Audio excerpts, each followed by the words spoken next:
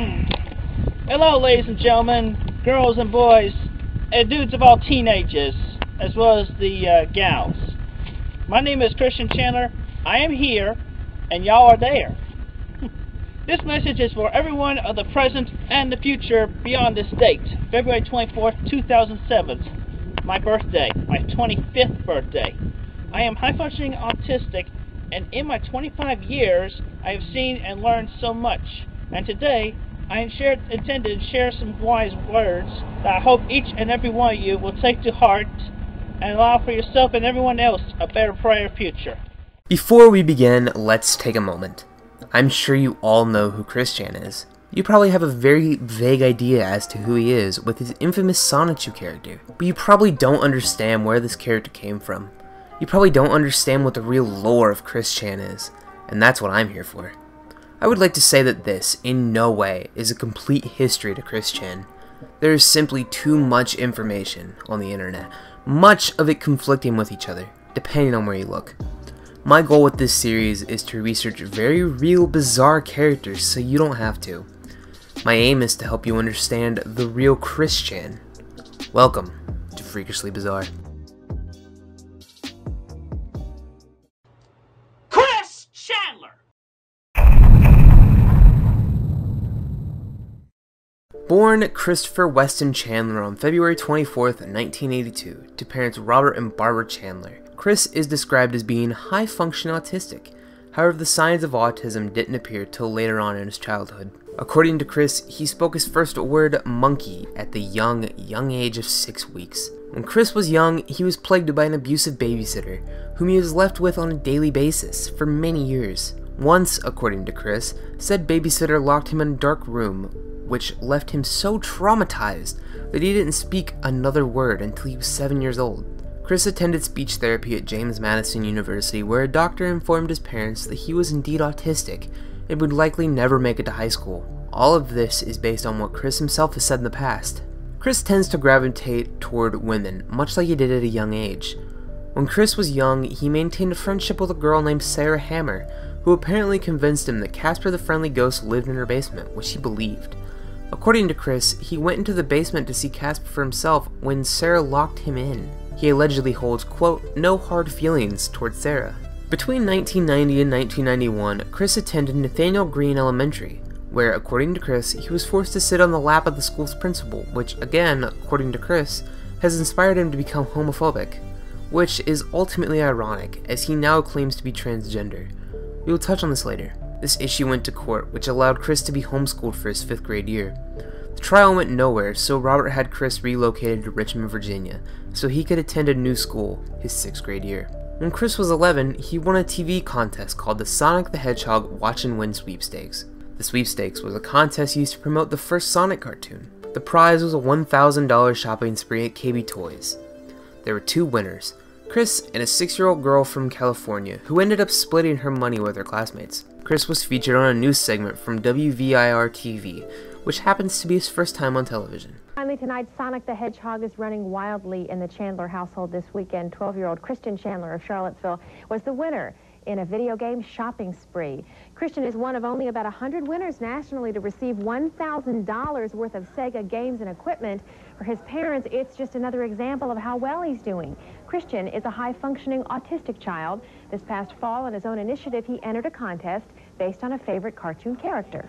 What I had to do was exactly watch Sonic the Hedgehog cartoon and I'd listen to what Sonic says at the end of it and write it down for a whole week, and then I had to mail it in, and I had to be drawn out of a hat, and I just won. During high school, Chris once again managed to gravitate toward female companions, of which he named his, quote, gal pals. These remained largely as his only friends.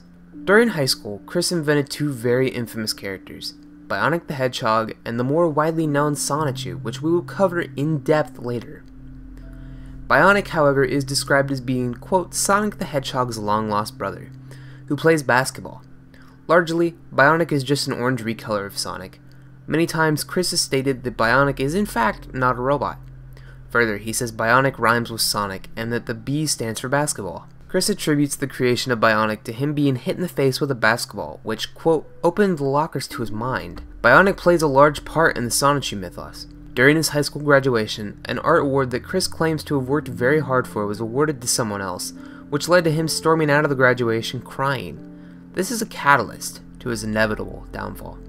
Chris found little success in college. He attended Piedmont, Virginia Community College for computer-aided drafting design. Here he began working heavily on Sonichu and launched a Sonichu newsletter that he circulated through the campus. At PVCC, his social life suffered heavily when compared to his high school social life.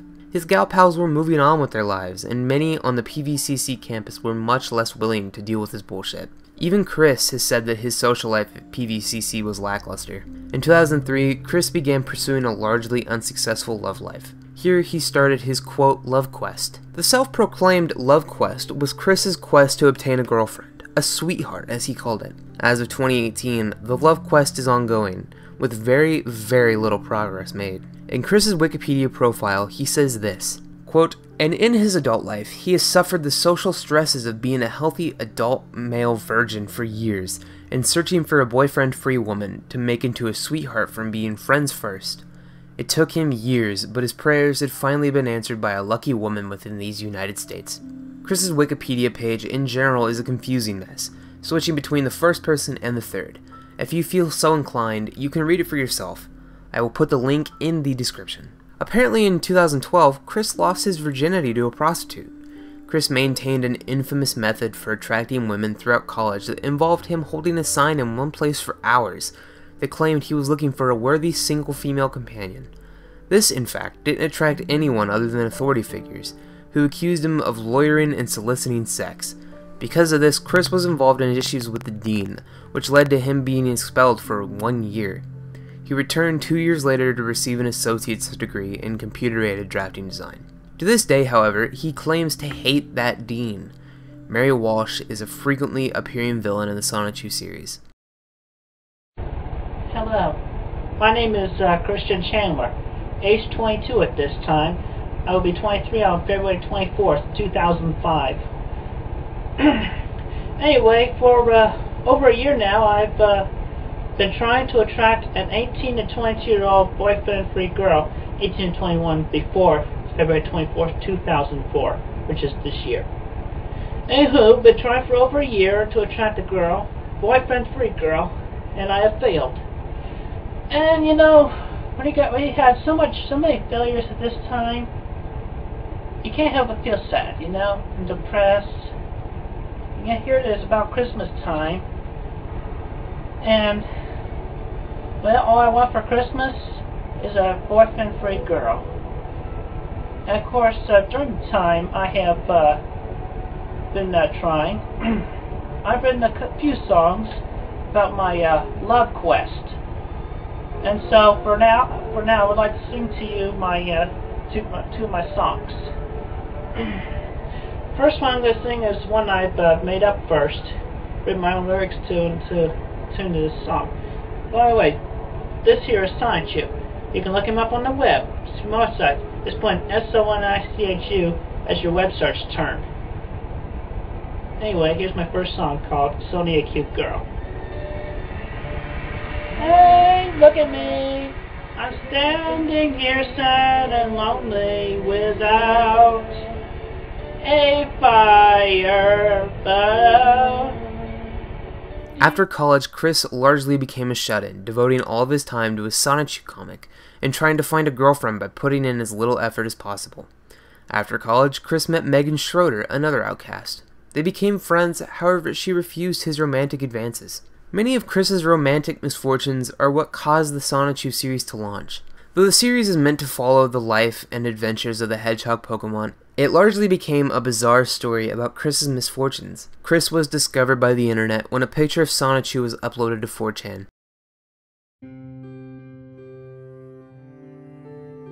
It didn't take long for 4chan users to find out who the creator of Sonichu was. Not long after, a thread was made about Chris, and a page on Encyclopedia Dramatica was created less than a month later. Chris describes him finding the Encyclopedia Dramatica page as the, quote, worst weekend of my life. He initially uploaded a video aimed at ED, however decided it was best to edit the page himself.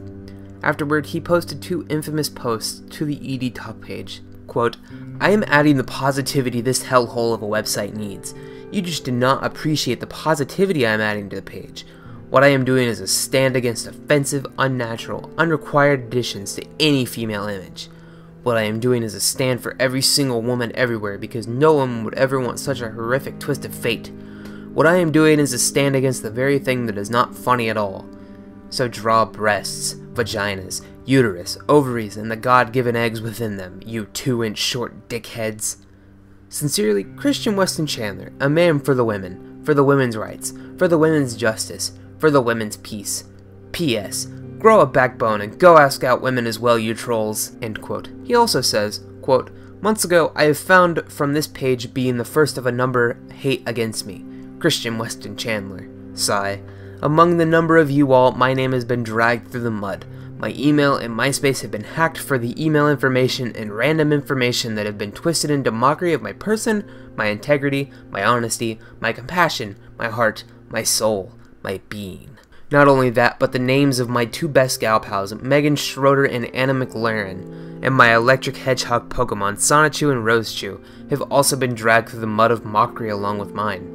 Not only were my feelings hurt greatly, but also those of Megan and Anna, and a number of my acquaintances within my small social circle were shocked and terrified that such cruelty, such mockery, such hatred was built from the number of those who have been added more and more to the disgrace of a description of my being. For a while I was angry and enraged, and I shoved information and drawings regretfully drawn beyond my personal boundaries down the throat of the webmasters of the page, in an attempt to kill the hype and hatred against me. But no more. I gave up on trying to edit the page to be more positive or to delete the page altogether. But I have one question that I put unto you all, the individuals who have taken part in the creating of this webpage, and I would appreciate an open, detailed, and honest answer from each of you in simple emails or a reply on this discussion page. Why do you hate me so much? What did I do against you to cause the hatred against me? What physical or emotional harm have I ensued unto you? Why do you hate me for being myself in this world full of people who can't help but be themselves? I've had nothing against any of you. I don't even know any of you personally as far as I know. I have nothing that any of you have already, so why? I leave you with that to ponder and ponder again over. Sincerely, Christian Weston Chandler. End quote. The aforementioned Anna had this to say on Chris. Quote, okay, I've put this off long enough. It's time for the story of all stories, the tale of the crazy pacer. Once upon a time, there was a guy who paced in front of Abercrombie & Fitch. He'd come and do it for hours on end, just walking back and forth. He was an okay-looking guy, not evil-looking like creepy molester dude. So he would pace for this allotted time, then leave. Sometimes as he paced, he would sing or shout. Nobody really could ever tell what he was saying. Oh yeah, and he always wore the same shirt, a nice little long-sleeved red and blue number that had a gold crest on the left side, and white collar and cuffs. Eventually, I guess he got bored of just pacing like that because he started to bring his Game Boy SP with him. He had his headphones hooked up to it. So he would pace like that all the time. His peak hours are usually between 2 o'clock and 4 o'clock, and he usually left by 5 o'clock. Then one day he decided to start pacing on the PacSun side, so he started pacing in front of our store. I think the people at Abercrombie were relieved because they were worried about the floor out front getting worn down. So this one day, on the day it started, it will be explained in short order. We were doing floor set, and Lin noticed that the crazy pacer kept looking into PacSun as he paced. And she also noticed that he has a fair amount of junk in his trunk, if you know what I mean. And Star and I both noticed at the same time that his jeans were high water. And we all laughed at him. No, actually we were laughing with him, he just didn't know it. And he wasn't laughing along. And this day, he was acting particularly crazy. He'd pace and pace, then stop and shout something at the wall, then keep pacing. And he also did some singing. Even getting into the vibrato falsetto junks, it was hilarious. So anyway, someone, I can't remember who, suggested that the next time he looked in, we wave at him. Whoever suggested it should die, unless it was me, in which case, I feel I have received enough punishment. Of course he looked in, and we all waved at him. He looked kind of bewildered and sort of scared at first, but quickly caught on and waved back. Then he went back to his pacing. But he was looking in PacSun with greater frequency now, and any time anyone would make eye contact with him, he'd wave. I had to go get Star a nice tea from Sbarro's, so I left and waved at Pacer as I went out. When I came back, he was sitting cross-legged on the floor outside PacSun, and he took the initiative and waved at me at first. I smiled and waved back, but the smile wasn't to be friendly. It was because I thought it was hilarious he was sitting on the floor like that. Good thing he couldn't tell the difference. So we went on about our business doing floor set and junks, and a while later he came in. I was behind the counter and Star was all, "Psst, Anna, he's coming in." I was kind of apprehensive about this. I mean, I had been doing floor set all day, and I didn't really feel up to dealing with another crazy. But he came right up to the counter that I was standing behind, and he looks right at me, all fidgety and twitchy, and he goes, "You look to be about 19 years old, right?" I busted out laughing because he guessed it right. Star was laughing too, over from the sidelines where it was safe. "That's exactly right," I affirmed. "See, I know these things. I can just tell how old someone is," he said, kind of proud and still timid at the same time. "Oh," I said. "My name is Christian," he said, "but you can call me Chris. I'm Christian W. Chandler." "Oh," I said. "Hi, Chris." So he continued, "Do angels have names?" I found out later that he meant to say, "Do angels like you have names?" Poor guy was so nervous he didn't get it right. "Probably," I said, "but I don't know." "Well, what's your name?" he asked. "Sorry, I don't go for pickup lines," I replied, kind of laughing. His face kind of fell, and I felt sorry for him, but he pressed on. "Oh, I'm sorry, I didn't mean to insult you. I was just asking your name. So what is your name?" "Anna." "Oh, that's a very pretty name, and I like your hair. It's a very pretty color. My eyes are two different colors. One of them is green and the other is blue. That's because I had pink eye a while back, and one of them stayed that way. What color are your eyes?" I was pretty grossed out by the pink eye story, but I told him anyway. "Sometimes blue, sometimes green, and usually gray." "Oh, that's neat. It's funny how that happens, isn't it?" "Yeah," I said. "So do you want to, go get some ice cream when you get off work?" he asked. "No, I just ate," I said, "and I'm still pretty full. Plus, I'm getting off soon." "Okay, well, Anna, is there any way I could, get your phone number, and maybe I could give you a call sometime?" "No." "Aw, well, do you want my phone number then? You can call me on my cell phone." "No thanks," I said. He wasn't to be deterred. "So, do you have a boyfriend, Anna?" "No," I said. "Oh," he said, brightening, and started to say something else, but I cut in. "I'm not looking for one, though," I said. His face fell again, but this time I felt no pity. "Alright," he said, fidgeting. "Well, do you have access to the internet?" I nodded. "'Kay, hold on a sec. I'll be right back." I nodded, and he went back to a spot where he kept his 2 tote bags and his Sam's Club cup. I turned to Star, and she was all, "Dude, he is so weird." And I was like, "I know, make it stop." He started to come back in, and I was like, I have to go in the back and get a drink of water." But Star shook her head. I had to finish what I'd started. So Christian came back and handed me a card with a crudely drawn Sonic the Hedgehog and some other yellow Sonic-looking creature on it, along with Christian's name, email address, and website. It was a homemade business card. "That's my email address, and you can just email me sometime, okay?" "Okay," I said, not intending to email him at all. He left the store, packed up his things, and went. His work for the day was done, but the story does not end there, my friends. Oh no. He came back. Not the same day, but the day after that. End quote. In 2010, Chris announced he would stop making videos and socializing online, however quickly returned in 2011. Robert Chandler passed away in 2011 from apparent heart failure. The filthy house, which was supposedly infested, was another supposed cause of his death. Incidentally, in 2011, Chris also embraced his quote feminine side by becoming what he described as a tomgirl, where he dressed in female clothes and wore makeup. On being a tomgirl, Chris says, quote, "Yes, I am a tomgirl, and I am damn proud of it. I have embraced and appreciated my feminine side. I am still totally heterosexual. Otherwise, I would be a full-blown you-know-what. I have been more self-confident, I have a sweet sachet walk, hair, and wink flirts, and I am greeting women left and right." After the death of his father, Chris lived with his mother, and had fallen into a deep, harsh depression. In late 2011, Chris and Barbara were arrested at the game place and were charged with trespassing, assault, and quote, failure to stop an accident causing over $1,000 in damage. For Chris, the trespassing and assault charges were dropped, however, both faced felony charges for the quote, failure to stop after hitting the owner, Michael Snyder, with their van. Barb was still faced with the assault of an officer. 2013 for Chris was largely eventful, with much of his life collapsing in on itself. He learned that his cherished gal pals only largely ever tolerated him, and were disgusted by many of his actions. His homophobia also caused many issues, most often in Walmarts. 2014 was arguably worse for Chris than other years, as he managed to set his own house on fire by allegedly brewing coffee in the bathroom of his home with an extension cord. Apparently, the vast majority of his possessions were destroyed. One of the Chandler cats was killed, and his father's massive 10,000 plus record collection was destroyed. The fire spread rapidly as Chris and his mother were hoarders, and the massive collection of trash fueling the flames. In August 2014, Chris began identifying as a male lesbian, and in July claimed he had a girlfriend. In November, he revealed his girlfriend was fake. In December, he assaulted a GameStop employee for no apparent reason. As of January 2015, Chris began going by female pronouns.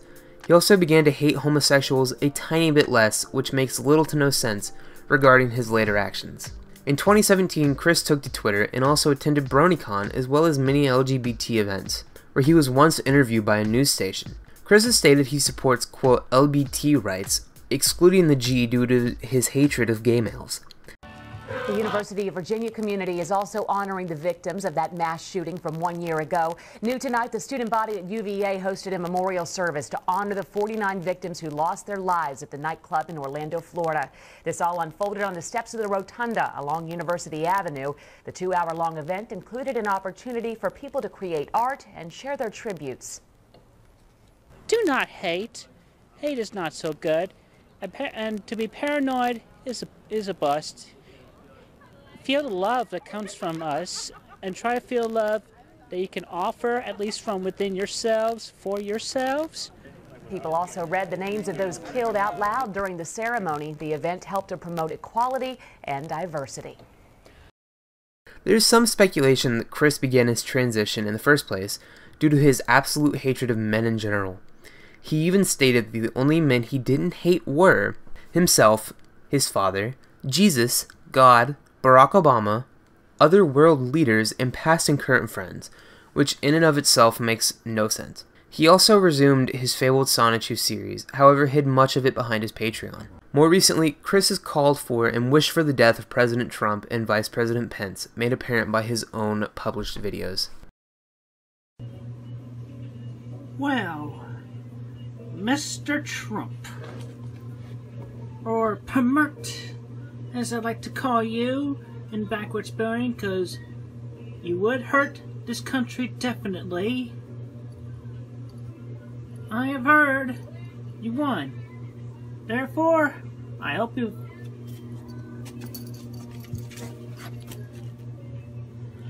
Therefore, now you can feel the pain.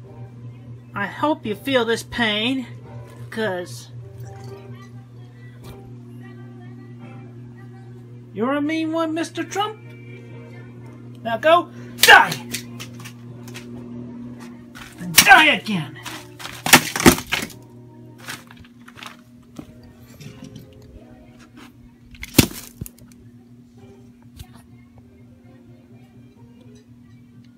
Die, Trump!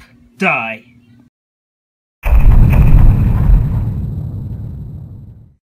For this next section, I don't intend to follow the story of the Sonichu comic, rather deliver an analysis of the character, as well as the other characters that exist within the mythos. I also intend to cover his self-insert in the comic, and how the comic, over the years, has become more about his real life and fantasies, rather than sticking to the formula by following the adventures of the main character. For those who are unaware, Sonichu is a hybrid creation of Chris's, that mixes the Pokemon Pikachu and the Sonic the Hedgehog character. Chris maintains that Sonichu is not just his friend, but also his son. In 2000, Chris was designing a CD cover for a class, and since he was unable to use copyrighted material for this project, he developed Sonichu, combining two characters from his favorite video game series. On the creation of the character, Chris says, quote, "Then it dawned on me at that moment after lunch, much like the random creation of Bionic the Hedgehog during basketball practice in my freshman year, Sonichu just bursted right into my imagination. A blur at first, but then it all became more clear and came together very well. So as swiftly as the creation of Bionic, I drew Sonichu on paper from imagination, then drew him on my currently open Photoshop program. After checking with Miss Chalafu and my father, who is big on copyrights and whatnot, Sonichu was legal then, and still is, and only mine. So soon after, the CD cover was made, printed, and passed with an A+ grade, :D, end quote.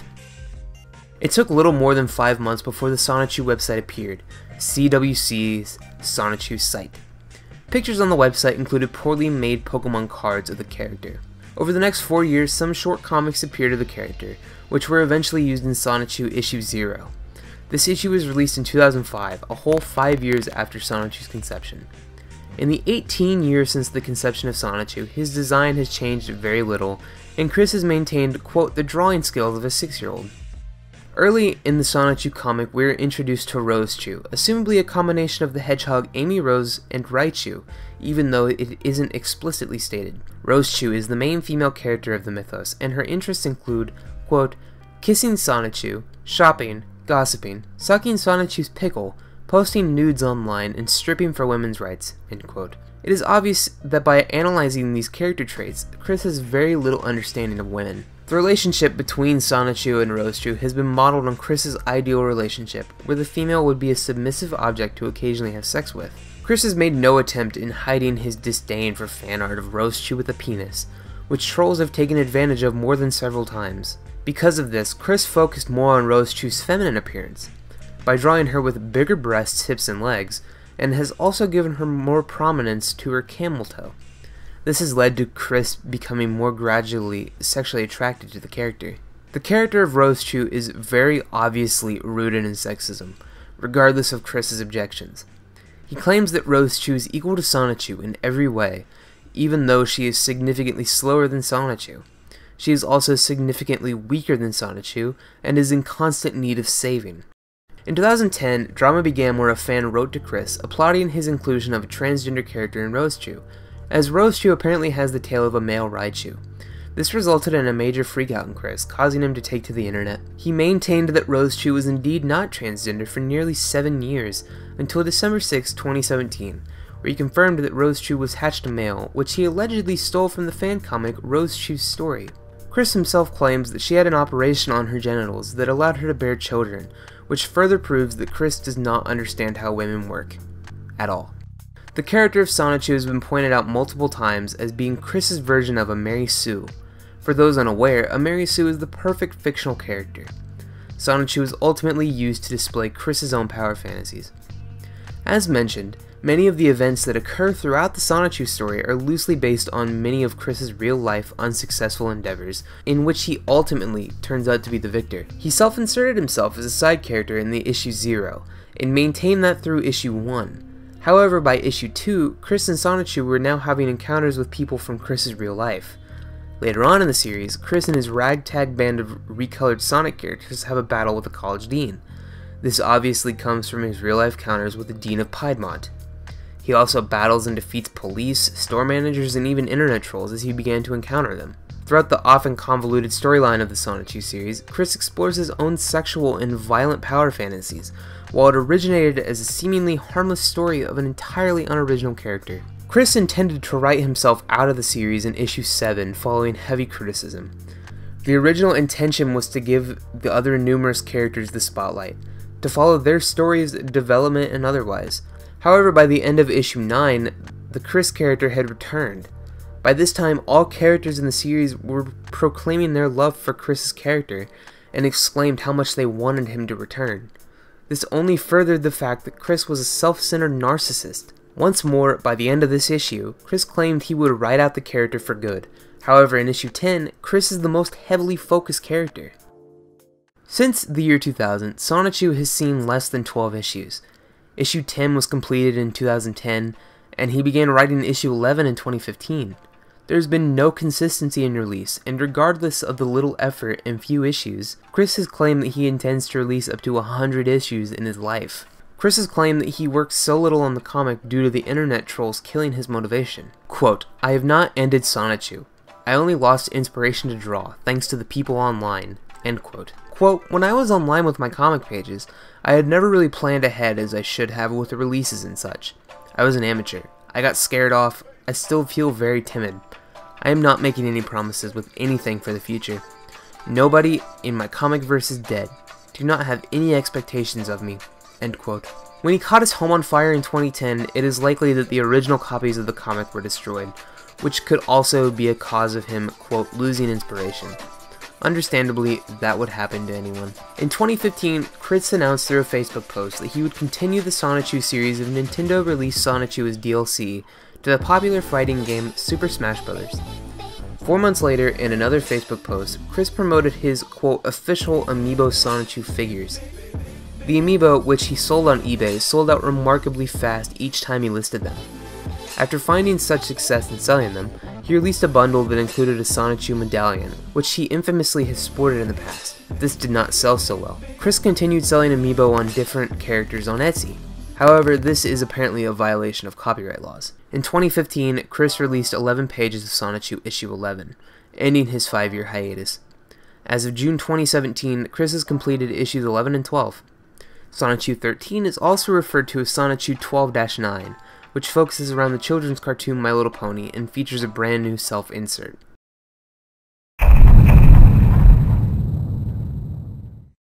Overall, what have we learned about the character that is Chris Chan?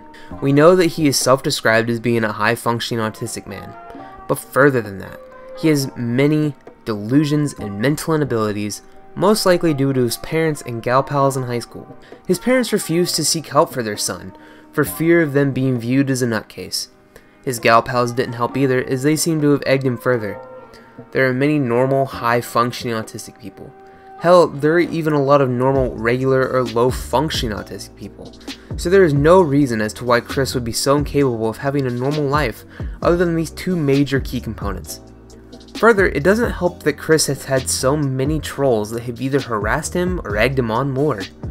It is easy to feel bad for him if you don't know much about his character. However, he has done so many awful things that it is easy to overlook one's own sympathy. So let's look past his inability to function like a person should. Let's look at the series that he has so meticulously crafted. Chris has dedicated much of his life to writing this story. He obviously cares about the characters in the comic, however the plot was lost very early on in his life cycle. Much like the many aspects of his life, the comic became chiefly about himself. Regardless of how he tried to distance his self-inserts from the story, he couldn't help but bring them back, because Chris is a narcissist. He is incapable of keeping himself out of the limelight. He wholeheartedly believes that many of the trolls that egged him on are genuine, which partially caused him to sell signed versions of his comic books, as well as his own merchandise. He doesn't just sell them for that though. Chris craves an income. He is not only greedy but also lazy. He refuses to look for a job because, much like the other aspects of his life, he expects everything to just fall into his lap with him doing as little as possible. He pushes this even further by not only hiding pages of Sonichu behind his Patreon paywall, but also by begging for money on his own YouTube channel. There's so much to Chris Chan and his history online that I am very sure I failed to cover much of what makes Chris Chris Chan. This wasn't intended to come off as attacking Chris. However, I'm sure I made myself sound that way in one way or another. After this, I hope you look at Chris as more than just a person that people poke fun at on the internet, because he is honestly so much more than that. He is a legend among men on the internet. He is an integral piece of the internet's history. However, with all that being said, I'm Adam, and this has been Freakishly Bizarre. Thank you for watching.